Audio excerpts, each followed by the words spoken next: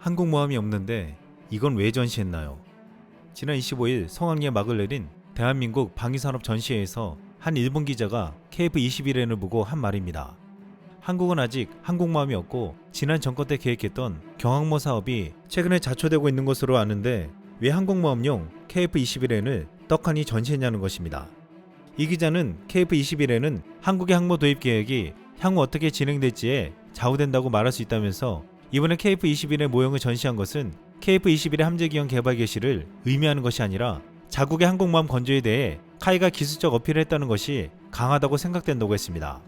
그러므로 KF-21 파생형 개발의 끝은 기체 자체뿐만 아니라 한국의 항공모함 계획까지 포함하여 그 전체를 보고서 판단해야 한다고 필자는 생각한다고 의견을 밝혔습니다. 그런데 이 일본 언론의 기사에 이런 댓글이 달렸습니다. 육상기 함상기는 구조가 전혀 다르다. 함상기를 육상기로 운용할 수 있다. 그러나 육상기를 함상기로 개조하는 것은 신규 개발하는 것과 거의 다르지 않다. 그리고 엄청난 개발비가 들고 그런 일을 카이가 할 수 있을까? 이 일본 네티즌은 KF-21N을 만들려면 엄청난 개발비가 추가적으로 드는데 과연 카이가 할 수 있을지 의문을 제기한 것입니다. 실제로 우리 군이 경항모에 탑재할 함재기 국내 개발을 검토하고 있는 가운데 내년 국방예산 정부안에 경항모 예산이 일절 반영되지 않아 항모 사업은 자초되었다는 말이 나왔습니다. 그럼에도 함재기 모형이 공개돼 사업의 불씨가 아직 꺼지지 않았다는 해석이 나왔지만 이것은 그냥 희망에서 그칠 가능성이 높다고 했습니다. 그런데 이 모든 것을 뒤집을 만한 상황이 최근 벌어지고 있습니다. 최근 대우조선 인수를 결정한 하나그룹이 경항모 건조 사업 수주를 위해 적극 나설 것으로 보인다는 것입니다. 하나그룹의 계열사 하나시스템은 해군함정과 잠수함 등 80여 척의 전투체계를 개발해왔고 최첨단 다기능 레이더 기술력을 바탕으로 현재 한국형 구축함의 전투체계 통합 마스터를 개발하고 있습니다. 최근에는 함정용 전자전 장비 툭 연구개발 사업에 참여 제안서를 제출하기도 했습니다. 이 같은 하나가 대우조선을 인수하고 경항모 건조 사업에 나선다면 놀라운 작품을 만들 것이라는 예측이 나오고 있습니다. 하나는 지금 한국판 로키드 마틴을 꿈꾸고 있는데 그렇게 되면 이 경항모와 KF-21N은 한국형 로키드 마틴의 1호 작품이 될 것이라고 말하고 있습니다. 그런데 이번에 KF-21N의 등장을 인도네시아에서도 주목해서 보았습니다. 인도네시아는 KF-21의 분담금을 내지 않으면서도 KF-21은 자신들도 개발하고 있는 전투기라 여기기에 높은 관심을 보이며 예상 밖의 분석까지 내놨습니다. 인디 매체 조나 자카르타는 26일 KF-21과 KF-21N이 다른 재원을 가지고 있다고 설명하면서 KF-21N은 대용량을 실어 나르는 비범한 능력을 가지고 있는 것으로 보인다고 했습니다. 또한 KF-21N은 다양하고도 매우 진보된 중무장을 갖추고 있다며 이미 외국과 한국의 미사일 등의 무기를 탑재할 것이라는 정보가 있다고 했습니다. 결국 KF-21N은 한국의 항공모함용으로 만든다면 F-35B와 짝을 이룰 것으로 추정된다며 이것은 한국에게 새로운 순간을 만들어줄 것이라고 했습니다. 그런데 조나 자카르타가 주목해서 본 것은 한국의 KF-21N을 해외 수출할 가능성이 높다는 것과 이것은 중국과 미국에게 큰 위협이 될 수 있다고 분석한 것입니다.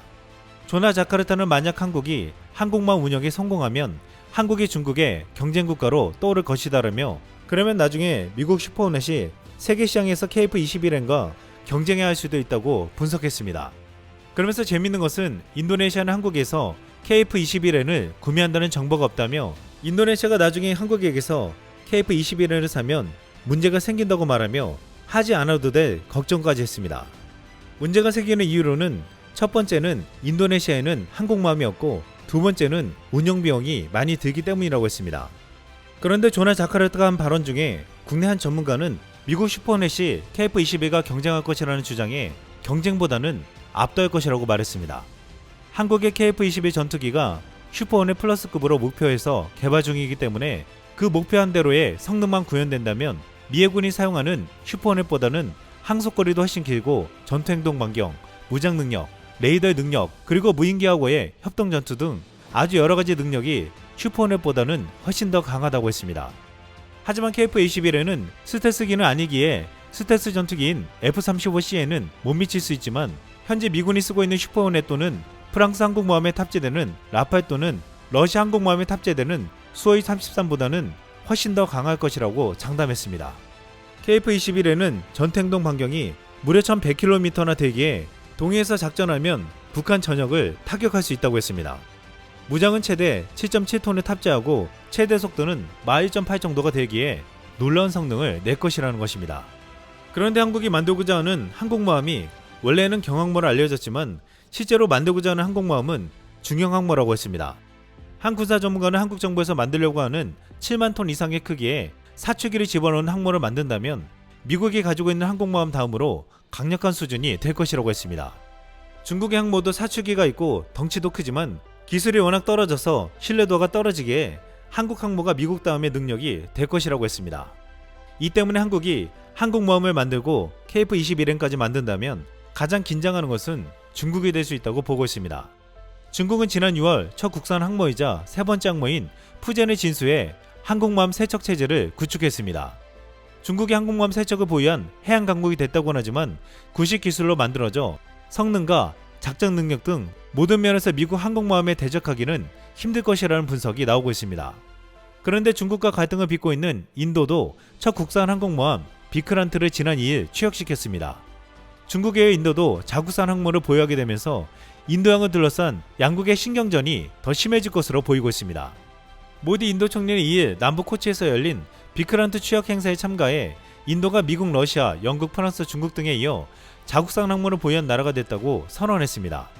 인도는 이미 항모 한 대를 운영하고 있는데 인도는 이제 두 번째 국산 항모이자 세 번째 항모인 6만 5천 톤급 BCR 건조 계획도 세워둔 상태입니다. 이렇게 중국에 이어 인도까지 항공모함을 구축한 상태에서 한국도 항공모함과 KF-21N을 만들고자 하는 계획에 힘이 실리고 있습니다. 최근 동북아에는 해저 원유 및 가스 등 지하자원과 수산자원 배분 등 해양자원 개발 문제와 해상교통력 유지와 방공식별구역 획정 등 국가의 핵심 이익을 확보하기 위한 갈등들이 서서히 표면화되고 있습니다. 특히 동해에서는 한일과 독도 영유권 문제 지속과 대륙붕에 위치한 제7강군의 원유 공동개발 시한 종료가 임박하고 있고 서해에서는 중국에 의해 해양간헐권 주장을 위해 서해 내해화 전략 시도가 이어지고 있습니다. 이것은 향후 한일, 한중 간 해양 분쟁 가능성이 높아지고 있다는 것입니다. 만약 해양에서 힘이 없으면 주변국에게 이 모든 것을 내줄 수밖에 없습니다. 전문가들은 KF-21N은 스텔스는 아니지만 스텔스기만큼 놀라운 힘을 낼 수 있는 것은 무인기하고 협상 전투를 한다는 것이라고 했습니다. 한국이 스텔스 무인기를 개발하고 있기에 동해 지역에서 KF-21N이 뜨고 그리고 무인기들이 KF-21 하나당 2대에서 4대까지 무인기를 데리고 적재 깊은 곳까지 들어갈 수 있다고 했습니다. 이렇게 우리 힘으로 만든 항모와 함재기는 우리의 영예와 자원까지 지켜줄 수 있습니다. 이번 방산 전시에 전시된 KF-21N의 의미는 지금 미국과 중국을 비롯한 전 세계에서 큰 주목을 받고 있습니다. 이상 쓸망이었습니다.